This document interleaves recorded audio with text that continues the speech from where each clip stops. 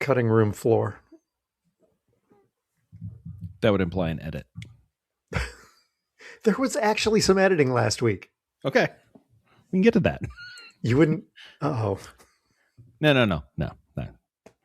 I was just, Well- you could take credit for that. Yeah, it's fine. We're behind. It's fine. Okay. Where are we at? Oh, it's top of the show. Great. Levels? Levels. My levels disappeared. I see them on my side. Okay, well then we'll live with it. So this week I was discussing postseason tournaments with toddler Matt Damon. Sorry, wait. We're talking basketball? Yes, I just kind of launched right into that with no context. Well, it's not unusual for one of our cold opens, but sure. Yeah.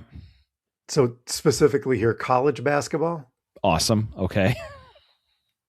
So you know how the NCAA tournament, men's tournament, but tournaments now, is March Madness. And the Missouri Valley, because it's in St. Louis, is Arch Madness. Oh, is that why? Because it's in St. Louis? I just assumed that Archie Manning was like that makes a lot more sense, to be honest. I didn't know. Anyway, sorry. Right now, Amy is probably reminding you that some guy in Illinois first coined the phrase March Madness, referring to the Illinois State High School basketball tournament way back in 1939. Yes, but it was the NCAA who actually trademarked the phrase in 1989. That's right up there with the Big Ten. Anyway, sorry, because of course they did. Yes, sure. Yes, that's when they made it official. Sure. After Brent Musburger resurrected it in 1982. Got it. And then the NCAA went, hey, yeah, we can make money off that. Hold on.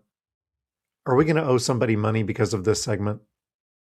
We should just be referring it to as the big tournament. Anyway, I don't think so because, we're doing a critical analysis of the history of these phrases and we're not using it to make money.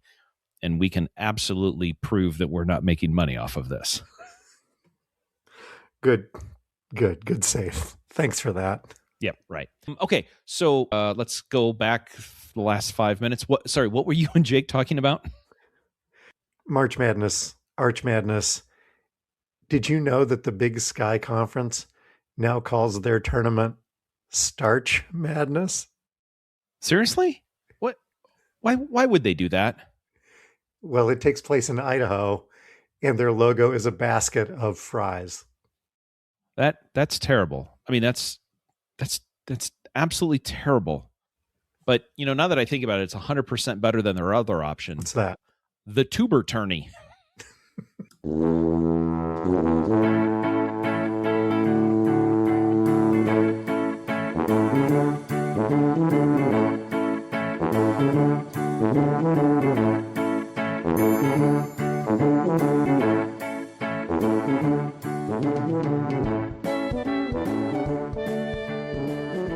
Hi, toddlers.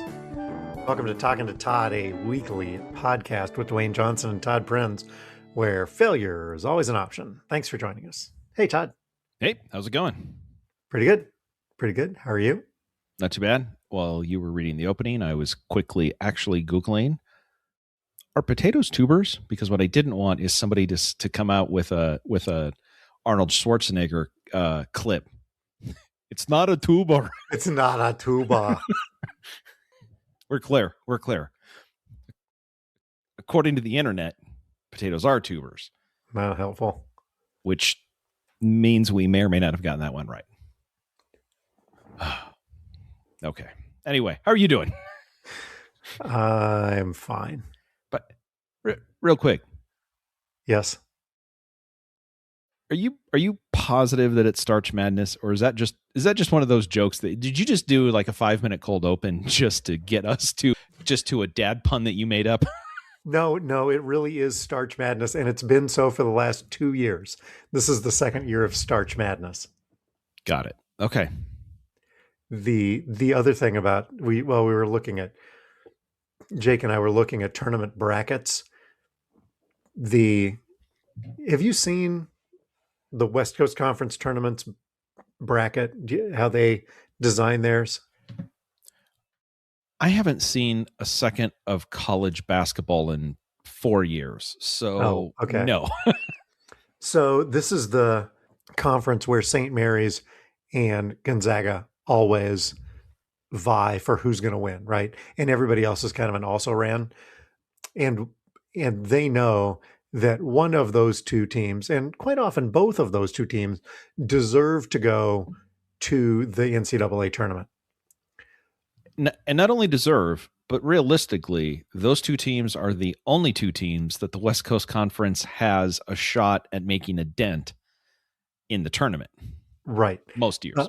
But if they don't win their conference tournament, or realistically, at least make it to the conference tournament final, if they have a really good year, they're not getting in as an at-large. Okay. Right? So they've structured their tournament. So with 12 teams, there are 9 rounds of the tournament. And so the 11 and the 12 have to play on one side of the bracket. And if you win, you get to keep playing. So it's more like a ladder.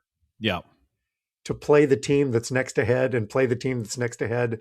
And so it gets all the way out. So the number 1 team and the number 2 team only have to win one game to make it to the conference tournament finals. So you really only, if you're 1 or 2, have to win 2 games to get to the NCAA tournament. But if you're 12th, you have to win 8 games in a row, to win 8 games in 8 days. It's stacked. As you're explaining that, I'm like, that doesn't make any sense. But I remember that from somewhere, and this is I'm pretty sure about 8 seasons ago, Rue did that with a lip sync battle to figure out who was going to continue, where the bottom person just had to keep going. I'm pretty sure they stole that from Rue. I'm just going to say. And if they did, Rue's going to want payment. Rue gets paid. Anyway, okay. Feedback, follow-up, and updates. We had a chance, Amy and I had a chance in the car to get caught up a little bit when we drove over to the Quad Cities and back. She had a little bit of crotch enhancement feedback. Who wouldn't? Who wouldn't, right?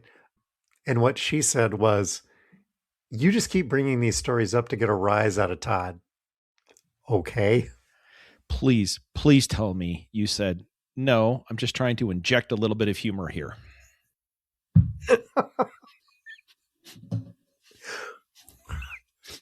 Solid work. I had planned to put this little note in follow-up, but because Danny texted us it's going to go under feedback.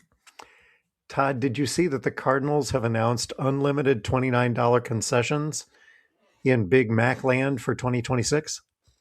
This would be the St. Louis Baseball Cardinals, correct?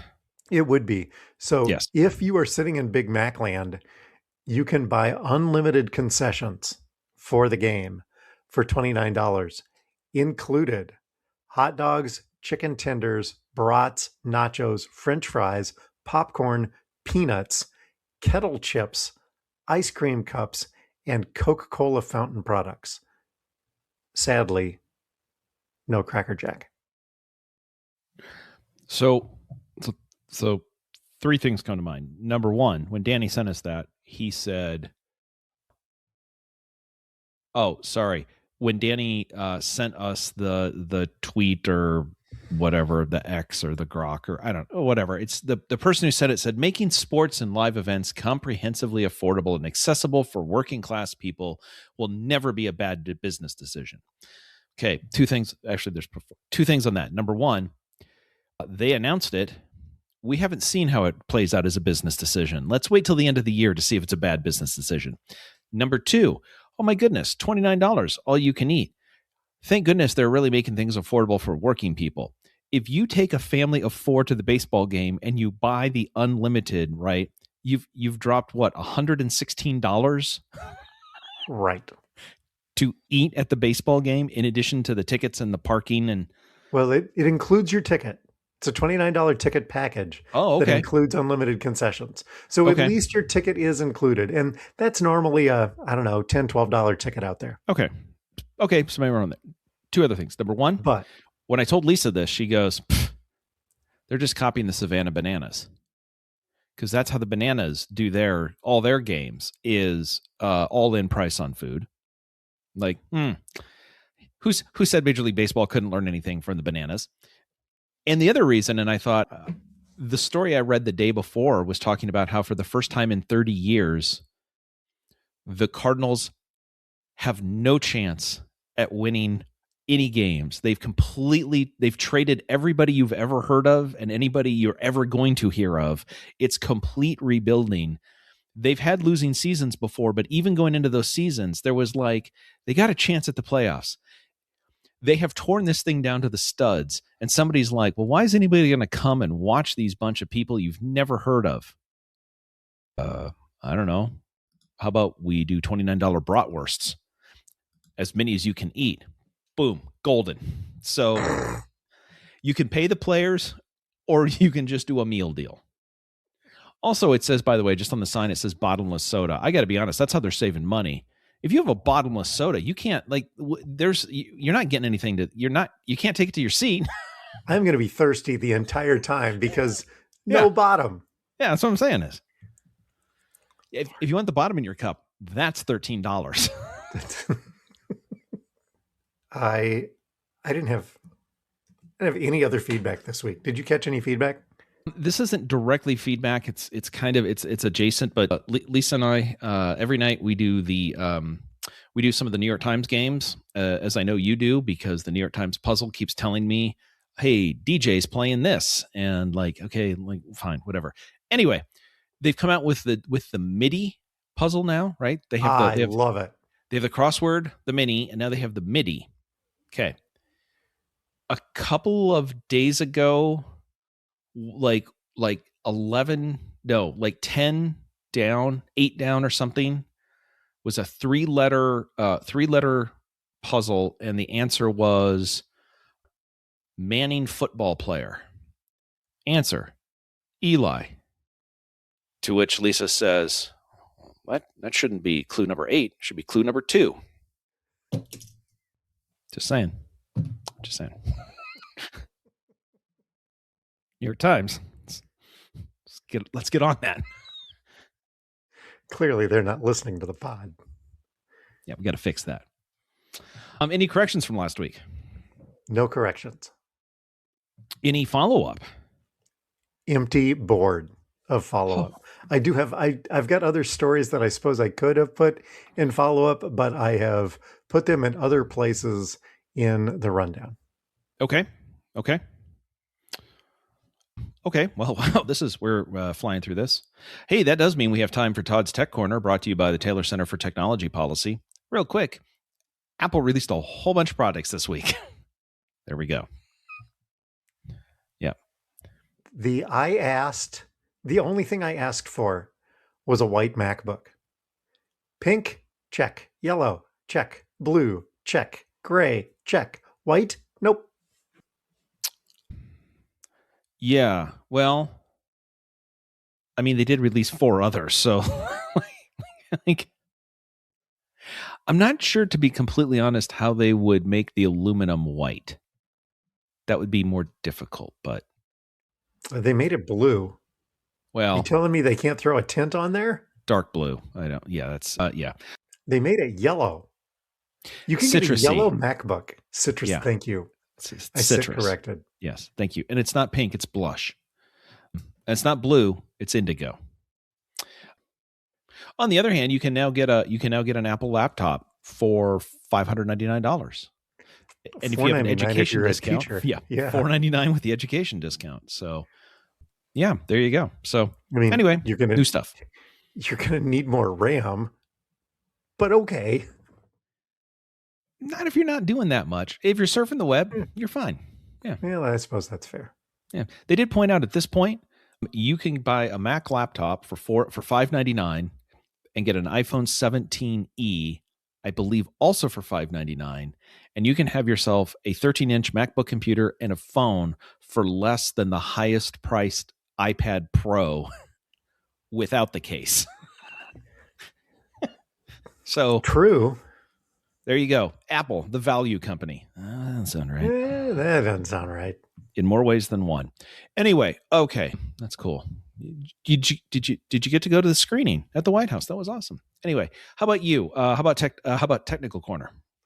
I'm officially done reffing for the year. And I tallied up at the end of the year my numbers on your spreadsheet. On my spreadsheet, yes. That you keep track of. Okay. 36 nights. Okay. 52 varsity games, 63 total games, and a grand total of 3,721 miles traveled this season. Look at that. 94 feet at a time. No, well, there's that distance. No, you meant traveling to. Sorry, I thought you were talking about that. You did 3,000 miles up and down the court. I was like, man, that's a lot considering. You're saying that it was the mileage to get there. Okay. If that makes more sense. If I had to average, I'm guessing I ran about 300 miles. Okay. Over the course of the season. So if I added that 300 miles to my 3,700 miles traveling, I would then get to 4,000 miles. Sweet. There you go. But yeah, it was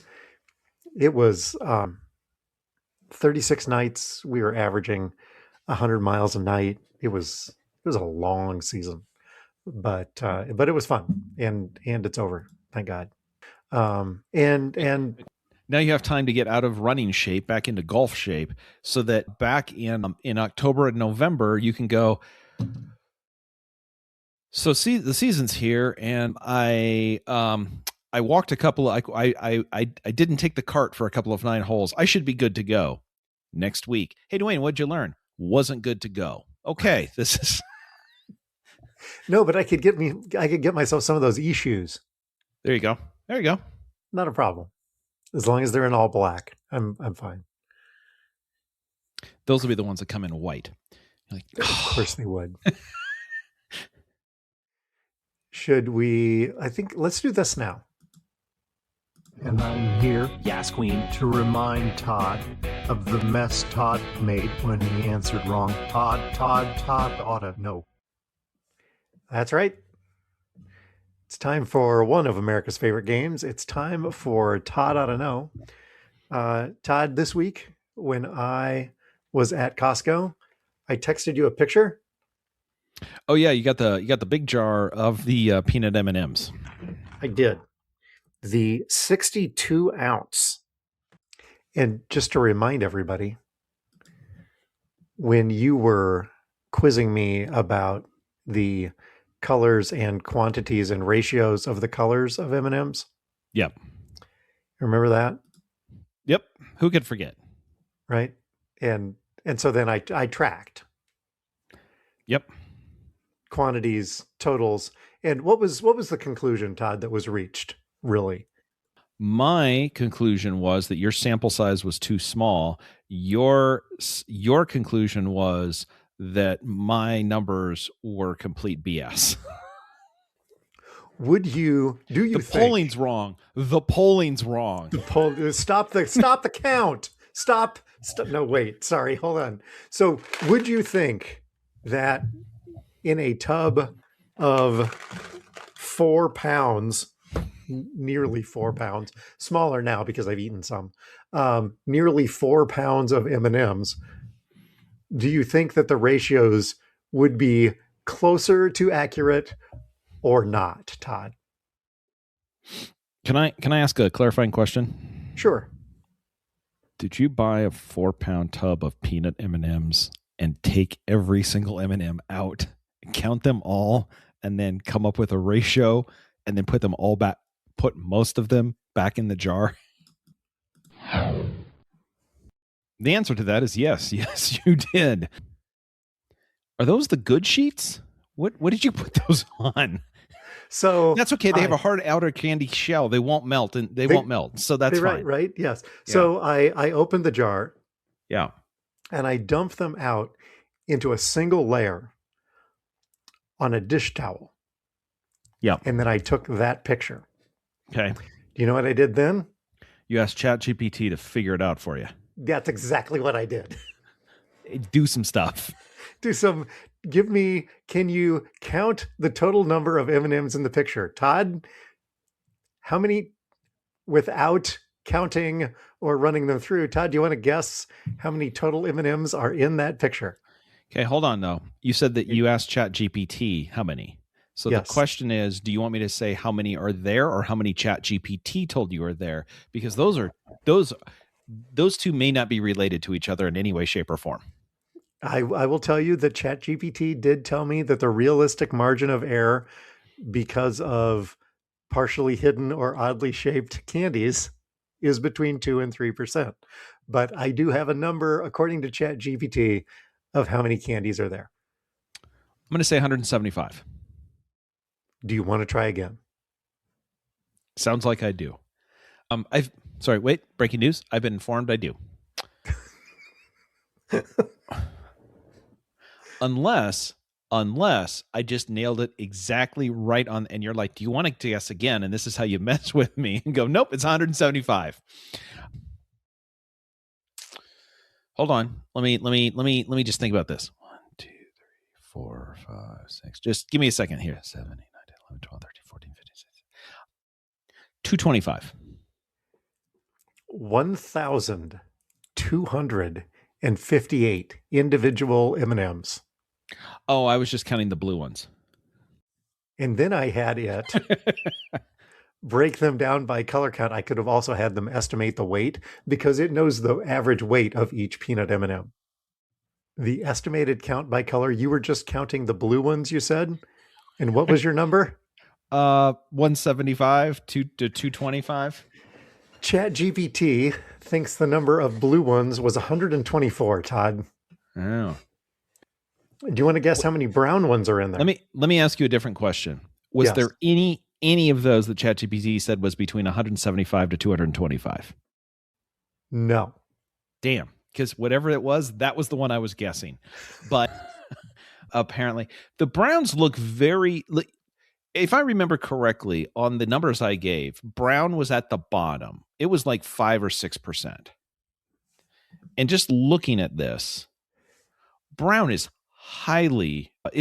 absolutely the lowest color on here, the least frequent number. I'm going to guess I'm going to say there's 22 browns. There's 50 browns. Huh. Okay. All right. I'm really bad at this. But when I just went through and counted the number of browns, I got 50. And when ChatGPT went through and counted the number of browns, do you know what it got, Todd? Here's another number for you to guess. This is 3.2 million. This is now turned into Todd guess a number. 438. Yeah, there we go. That's the ChatGPT we're looking for. That's the ChatGPT we know and love. Now I'm starting to question the validity of the 1,258. Because yellow is you didn't do the work. I did not do the work. It says that yellow is the least populated. That's nowhere near accurate. That is nowhere. The yellow and the green and the blue for me are probably the most, but you can't discount orange. But the brown is absolutely the least. Yes. Yeah. You know what I should do? I should turn this into a Health and Human Services report because it is so accurate. Your bag is wildly brown heavy. Where is it coming up with this? Todd ought to know. You know what this is? Todd ought to know. Todd ought to know not to use ChatGPT for this. That's exactly what it is. Okay, between now and next week, I'm going to run this back through and make it do it again because this is not even close to being right. Okay. You know what I need to do? I need to now go run it through Claude. I'm doing that right now. Oh, is it? Yeah. I would say actually what you probably want to do, because you're using a picture, you could run it through multiple and see how they all compare. And that might be, like, hey, this has got, anyway, whatever. The one you probably want to use for this is probably Gemini.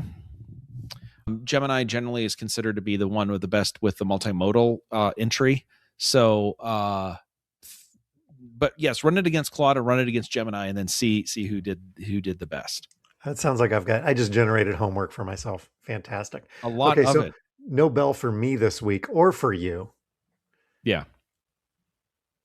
Yeah, pretty much. Are we ready to move on to the Scott Frost Memorial Idiot of the Week? Or are you just going to nominate me for that segment? The problem is I'd have to narrow it down as to why, and I'm not like there's multiple opportunities there. No, let's move on. I can Claude and I will continue that conversation later. So okay, so hey, here's what I brought. Speaking of idiots of the week, last weekend in Atlanta, the U.S. Half Marathon Championships was run, and on the line potentially was the U.S. places for the World Championship later in the fall. Oh, how did you finish? Did you train for this? No. Yeah. Turns out, I think my invite was lost in the mail. Oh, okay. So I didn't get my opportunity to go, which is probably okay, given the way it turned out, because in the women's race there were multiple people were leading, including Jess McClain was clearly leading the entire field with 2 minutes remaining, and then behind her was Emma Grace Hurley and Edna Kurgat, and very close to the finish line, there is a motorcycle in front, the Follow Me motorcycle, to clear the course. Right. And the motorcycle makes a turn. So the leaders running the race follow the motorcycle because that's what you're supposed to do. Right. Why wouldn't you? Yeah. Well, the reason why you wouldn't is because that wasn't on the course. And so the three leaders were taken off the course so that other people then passed them. The person who was leading, Jess McClain, finished 9th. After realizing this isn't the course, all three of them had to turn around, run back down, and then finish the race. So, yes, the three people who should have won came in 9th and lower, 12th and 13th, because of the Follow Me bike. The Atlanta Track Club, which was holding this, felt really, really bad about this. And so an appeal was filed, I believe, with U.S. Track and Field to say, hey, this wasn't fair. And their answer was, you're absolutely right. It wasn't fair. But we've looked through the bylaws, and there's nothing we can do. So the results stand. Atlanta Track and Field then a couple of days later did award the who should have won the equivalent prize money had she won, which is about $20,000, I believe. And the next two people got $9,000 each. However, they didn't win the U.S. Half Marathon Championship. Because there's nothing you can do about that. They just gave them the money. They also didn't get their places for the World Championship. Now, the U.S. Track and Field have said that the places aren't determined until later. So this would have given her an automatic qualification. But the USA Track and Field said that the team is not officially selected until May, and it will review them. Will review the events carefully. Now, how could this happen? Apparently, there was some sort of incident, and not totally clear whether the person who was supposed to be driving the Follow Me bike had to then get on a different one. It may have been a backup driver, and the backup driver, right before the finish, there was a place for like the police escort and other support vehicles to pull off the course. And so the person who was on the motorbike was just like, well, I guess we're all turning here, and turned off. Oops. You know, this is why we practice these things. this shouldn't keep happening, especially at the national championships. Can you imagine if, like, in the NCAA final tournament, we were talking about college basketball, like the game just got really weird and everybody was missing and shots and everything. And then it's like, oh, hey, turns out, by the way, one of the baskets was set at 11 feet, 5 inches. Our bad. Like, don't we check this stuff? Yeah. I will say, though, so, hey, Atlanta track and field, got to do better. Got to do better. I would say the next time you hold the U.S. half marathon championships, do better. I do kind of wonder if they're not going to have that opportunity for quite a while. You had one job, 13.1 miles, guys. I will say, however, that there is a definite non-idiot out of all of this. So the winner of the race afterwards, last name Bourne, after the event, she said, "I do not feel like the winner of the 2026 USA Track and Field Half Marathon Championships because I know that I should not actually be the winner." She called for the three who had been leading the race to represent the U.S. in the World Championships and said, quote, "If a spot on the World Championship or the World Team for Copenhagen is offered to me, I do not plan to take it regardless of who it goes to because I did not fairly earn it." Wow. I mean, that's a different reaction than the Canadians and the whole curling thing, but it takes all kinds, right? So anyway, listen, just go straight here. There's a big finish line. Nah, I got it. Now we're good. Anyway, there you go. So small races, yeah, they can have a mismeasurement. National championship, mismeasurement. It's fine. You know what? It's fine. Nothing's riding on this. Anyway, congratulations to somebody. Who'd you bring? I brought you two options. Okay. Option number one, LA Metro's Got Jokes. Okay. And option number two, Side Hustle. Okay. Let's go with Side Hustle. This story, we may cover the other one as well, because it has to do with trains. Ooh. Do you want to change? Yes, please. LA Metro Got Jokes. So just this last week, many people were excited for the LA Metro's D line extension. It's going to run, it's the purple line that's going to extend through Koreatown and Beverly Hills. It's going to officially open on May 8th. And so everybody's really excited about it. And so they started offering merch, Todd. Have you seen the merch that was offered? I have not. No. This is... I think I'm going to now. This is the D line. It's a black t-shirt. Oh, dear. Okay. All right. Huh. Wow. Okay. So I'm going to say something, but before I say it, just to draw the mental picture. Please. So I'm assuming, so D in this is there's a purple circle with a white D in the middle of it, which would tell you which line it is, similar to like what you would see in New York City for the subway, right? They have circles, right? Yep. Okay, it's the purple line, and it is the Metro D line extension. Yep. So it's kind of like the logo of the D line. However, the black T-shirt says "Ride the D." T-shirt sold out. How could it not? I could have put this under follow-up. Now this is how you sell a T-shirt, people. Right? Exactly. Could have put it under follow-up because we've covered T-shirts selling out recently, but I decided that I would put it under idiots because whether they intended to or not, they intended to. There is no possible way that, you know what? Sorry. Yes. The only way that they didn't intend that is if they hired the same crackpot team that did all of the Major League Baseball hats.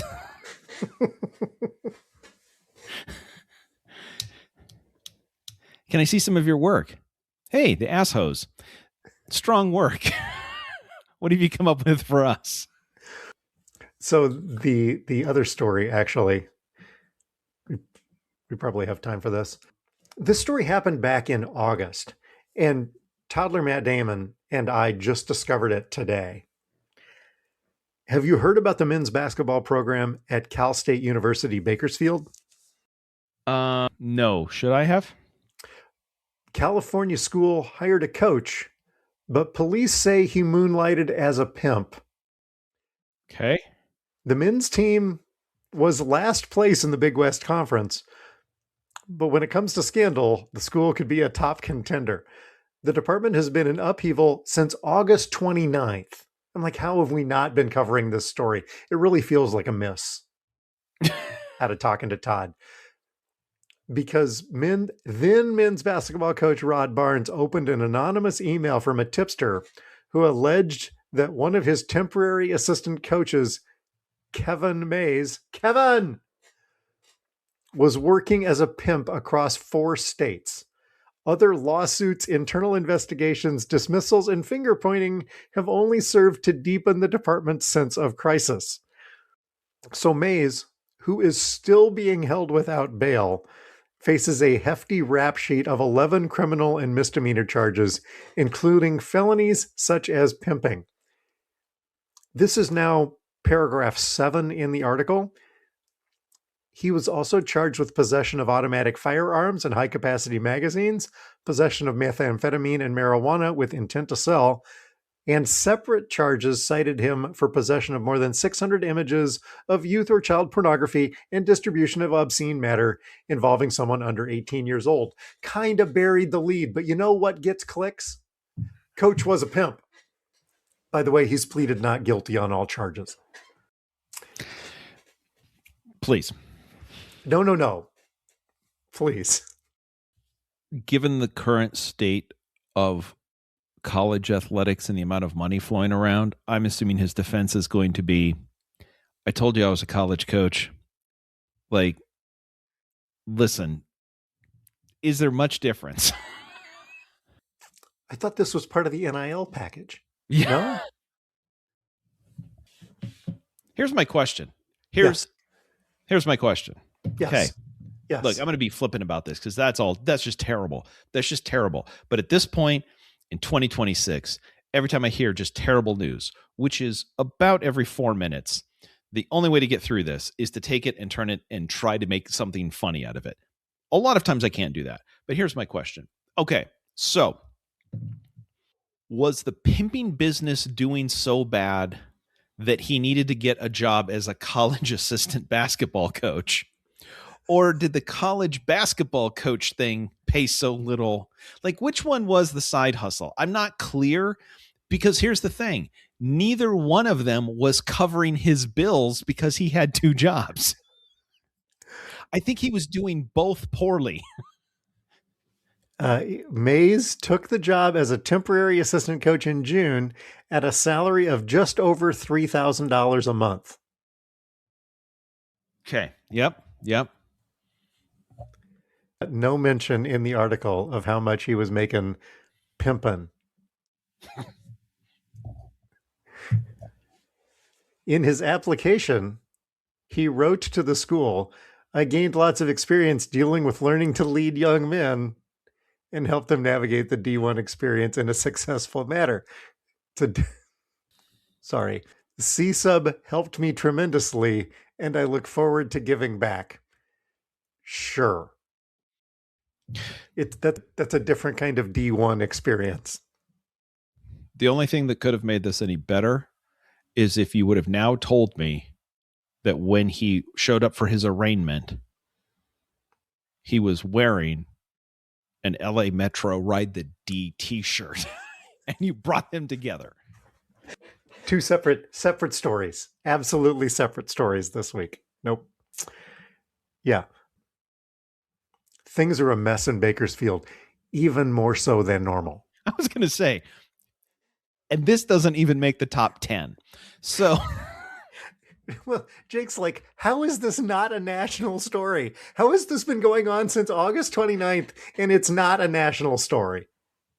Well, here's how you make it a national story. the last paragraph of it, Brett Favre could not be reached for comment. Whoa, Stray, what? Wait. Okay, so there was that. Are you watching anything good? I don't know if it's good yet, and this just happened tonight. So Formula One is back this season.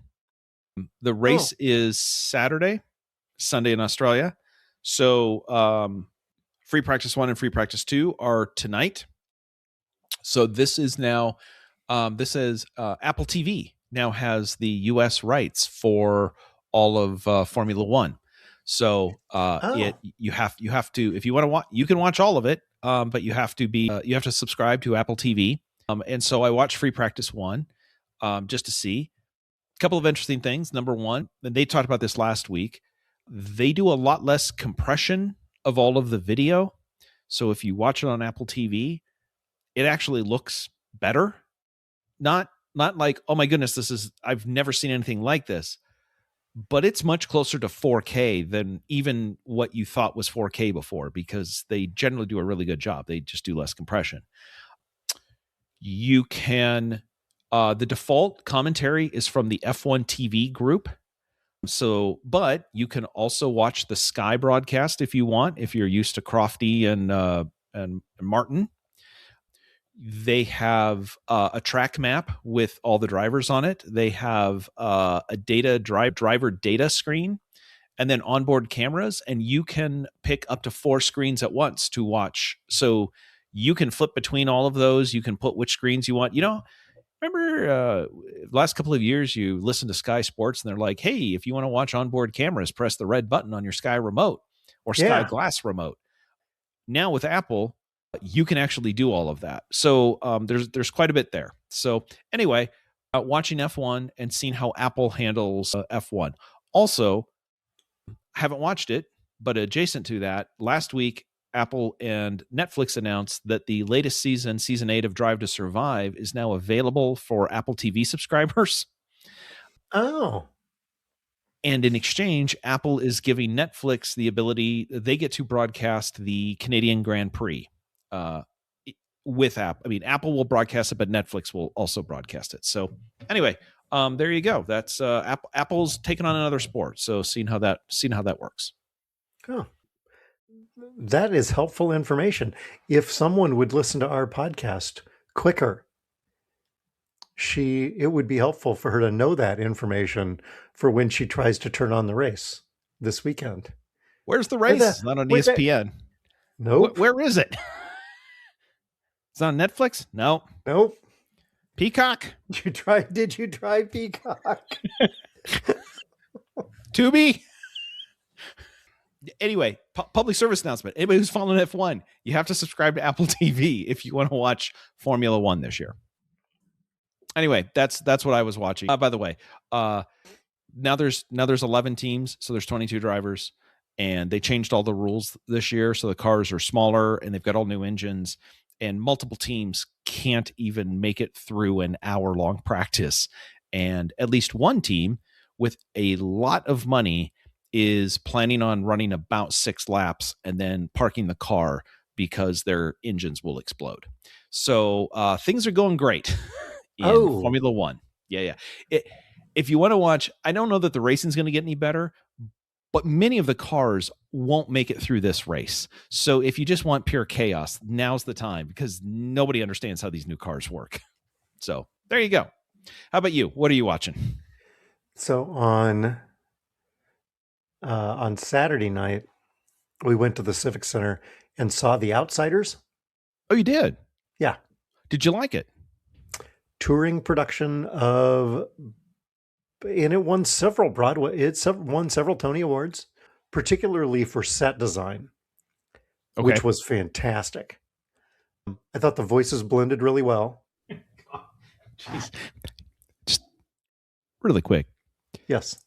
If you ask somebody, how was the musical? And the first thing that comes up is set design.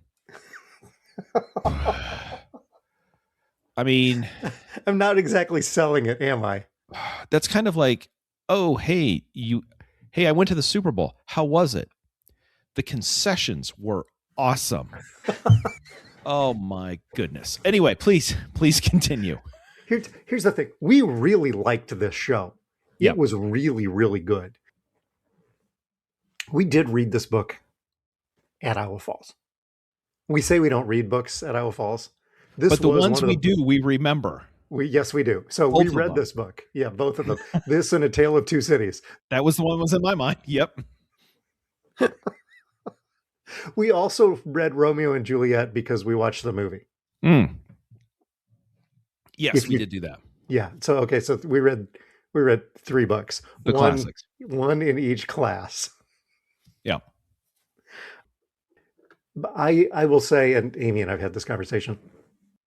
Some of our friends on Facebook posted, and going to the show, and I've seen posts about, how this book really touched me. It changed my life. It was, it's like, people have, it was eye opening, or, it was, I identified with these characters. Spoke to me right at the time, at the right age, exactly. all that. Yeah. At the age that I was, I never had that reaction to this book.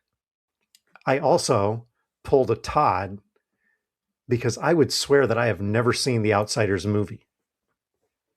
Todd, have you seen The Outsiders movie? I am 99% certain I have not. And yet I could sit here and go, Ralph Macchio and Rob Lowe and Matt Dillon and several other people. I mean, it was a who's who of people that turned into the Brat Pack. Patrick Swayze was in it. Wasn't in the Brat Pack, but he was in it. Huge movie. Never saw it. Right. So I didn't have any visuals going into this, and it's probably been almost 40 years since we read this book. Sure, that sounds about right. Thanks for bringing that up. Right? Yep. But I generically remember Stay Gold Pony Boy. What else? I remember more about Stand By Me than I remember about this. The book and the movie, both. All of that said, the music was great. The stage production, the dancing, the choreography, the whole thing. Again, we talk about we saw Kimberly Akimbo.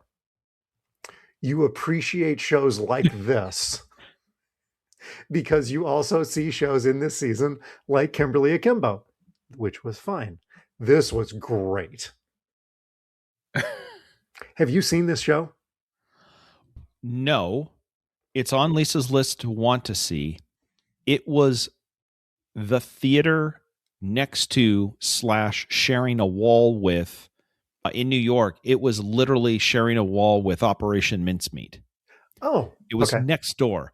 And actually, had we had more time in New York scheduled or not run out of town by the blizzard, that would have been the next show up for us to go see because she really wanted to go see it. So we're hoping to see it sometime in the next year, whether that's the touring production coming here or I believe it is transferring to the West End. I don't know if the transfer is going to be when we're going to be there, but we're going to try to see it sometime in the next year. You should see it. It's really good. Yep. Really enjoyed it. I would go see it again. Oh, wow. I don't. How many times did you fall asleep? None. Not a single time. High praise. Yep. Absolutely. Absolutely. Man, that's like the Dwayne scale. It's like instead of 5 stars, it's how many times did you fall asleep? No naps. High bar. The other thing that we watched this week was Song Sung Blue, the movie with Hugh Jackman. Yeah. Wolverine. Yes. With Wolverine. And, oh, shoot. Now I'm drawing a blank. Goldie Hawn's daughter. Kate Hudson. Thank you. Yes. I couldn't come up with that, obviously. And it's really good. But I like Neil Diamond music. If you like Neil Diamond music, do you know the story? Not exactly. I've heard a little bits and pieces from all of this, but the two of them play two people from Wisconsin who have a Neil Diamond experience show. It's a cover band, more or less. But it's not they don't just do a Neil Diamond impersonation. It's a Neil Diamond experience that you're going to. But it's not just that. It's how their family comes together, the trials and tribulations that they experience in their lives, and all set around Neil Diamond music. And it's really good. So we watched that the other night too. So that's the other thing. And Todd, Yes. it's on Peacock. Oh, that's what's on Peacock. There you go. I knew there had to be something there. Yep. Sooner or later you find something, it's on Peacock. So if you want to watch that, it's 2 hours of your life. It's actually pretty good. So, by the way, really, really quick, just point out. Yeah. I probably watch Peacock more than I watch any other streaming service that we have, other than probably YouTube YouTube TV. But I probably watch. I make fun of Peacock a lot. We do a lot. Yes, but it's also home of the English Premier League, and so I watch Peacock a lot. Not the other stuff, but still, engagement, it counts. And I just keep thinking, please don't mess this up. I can turn it on and I can watch. Please don't mess this up for me, like you did the rest of this stuff. Anyway, never mind. Sorry, that's great service. Yeah. So the thing that I learned this week, because it's Lent, our church is doing a series on Wednesday night, and I don't know why they landed on this series of topics, but it's faith and government and the interrelationship of and how it's intertwined and should be or shouldn't be or whatever. Anyway, it's this Wednesday night discussion series. So last night we went and sat around for an hour, had dinner and talked and whatever. Anyway, there was a presentation, and the focus was on the faith of the founders. And so the things that I learned that I took away from that were James Madison, much more religious than I remembered. Thomas Jefferson, much less religious than I remembered. And Benjamin Franklin, absolutely not as religious as anything, because my favorite Ben Franklin quote is now. It used to be, God wanted us to be happy, so he gave us beer. That used to be my favorite Ben Franklin quote. It is now.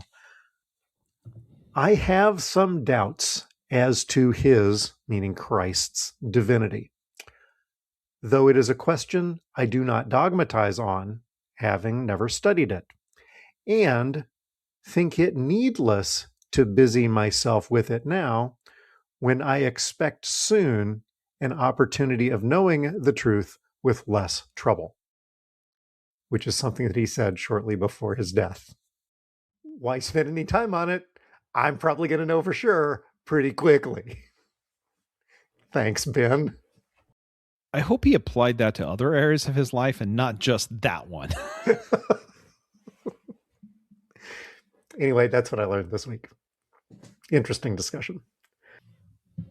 Yeah.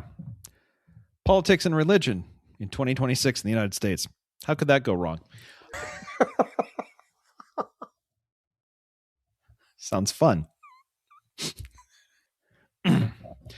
So I learned this week a little less heavy, almost have to be. So sorry. Yes. So this is hot off the presses. I learned this today. This morning, Lisa hopped in the car with the dogs and headed down to the disclosed undisclosed location. And I will be joining her tomorrow night, and then we'll be down there for the weekend and come back up. We haven't been down there this was about 3 weeks. Lisa got there and checked on some stuff. There had apparently she sent me a picture of a thing on our back patio and said, "What is this?" Those are always fun. I think the neighborhood cat, who is now using our outdoor patio furniture because we're not home, had one of the largest hairballs I've ever seen.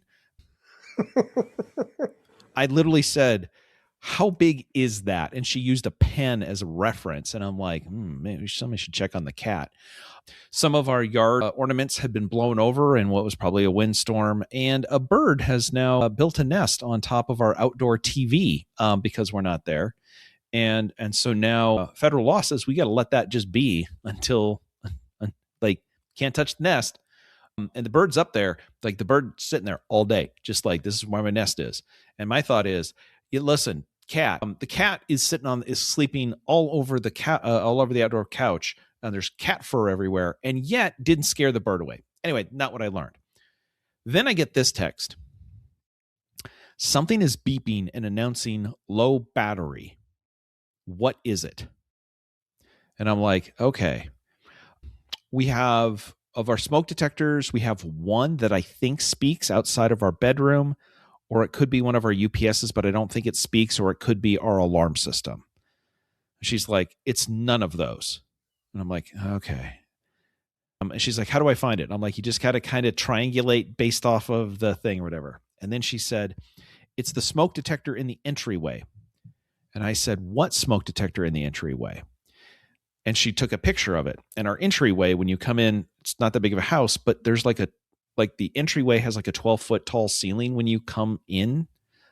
Yeah. And we have a nice like Game of Thrones kind of chandelier hanging down in this space. What confused me is I replace the smoke detector batteries twice a year. Spring forward, fall back, which by the way, this weekend, spring forward. So, and I've been doing this since we built the house in 2017. The first couple of years, we weren't there every time, but when I got back, I always made sure, and I've swapped them all out. And I swap out the one outside of our bedroom, and I swap out the batteries in our bedroom and in the office and in Lisa's office consistently. And then she said, the smoke detector in the entryway. And I said, the what? So what I learned was the smoke detector / I think it's a smoke detector, maybe / carbon monoxide. I don't know. Anyway, how long could the AA batteries in that last? I'm pretty sure the answer is not almost 9 years, because we built the house in 2017 and I have never changed the batteries in that smoke detector because I never realized, I never looked up in the entryway that far up and went, hey, there's a smoke detector up there. Anyway, so that was fun. She was letting me know that it was beeping about every 30 seconds and every 90 seconds announcing loudly, low battery. And she had to get on a number of calls today. Yeah. And do we have a ladder that can reach it? We do. Oh. Is Lisa going to climb up the 12-foot ladder? No. She is not. She's like, I will go insane if this doesn't get fixed by the time you're down here tomorrow night. I'm like, you know what? Find a handyman service. Is this a problem that money can solve? Is this a problem that Toddler 2016 might be able to solve? Here's the thing. You start calling your neighbors and saying, hey, can you climb up a 12-foot ladder? You take on more risk than you know what? That climbing tall ladders, hire a professional. I loaded my ladder into my truck when Jake and Nicole were moving. I loaded my ladder into my truck and took the ladder over to Jake's house and said, hey, here you go. Congratulations. Yep. Am I climbing the ladder? No, I'm not. Because it was windy and it was a long way up there on the outside of the house. Which it was, yes. Yeah, that's another story for another time. But oh my God. Yeah, that's a job for the professionals. And as it turned out, a professional actually solved that problem. Yes. So what did I learn this week? Yeah. We have 4 smoke detectors in our, sorry, what? We have 5 smoke detectors in our house. Good to know.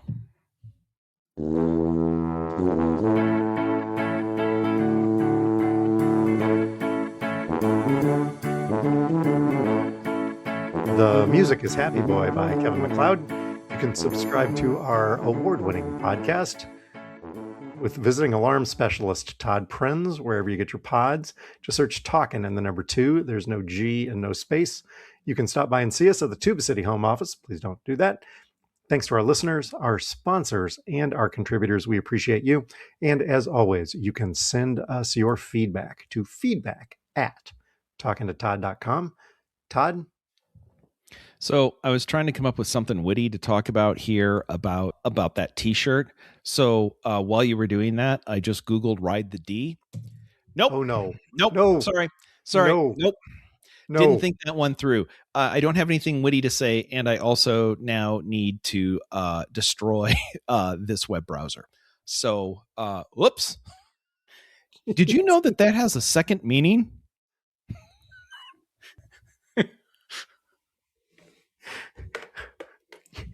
At this point, you really have to be wishing you had circled back to the M&M question.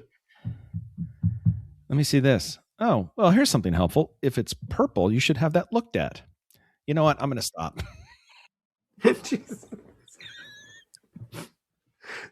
Clearly something we're going to need to clean up next week. Until then, we're talking to Todd.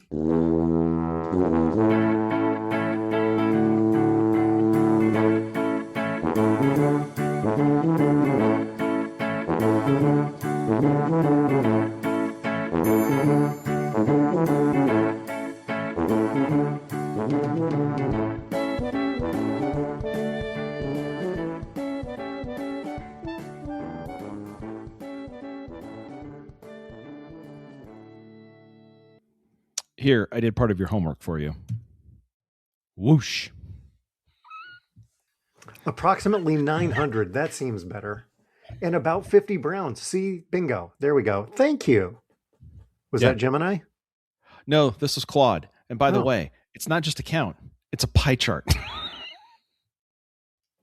Also, in my version of the pie chart, all of the pieces are interactive and you can click on them.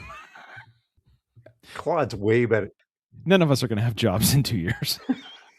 Hopefully this podcast thing works out.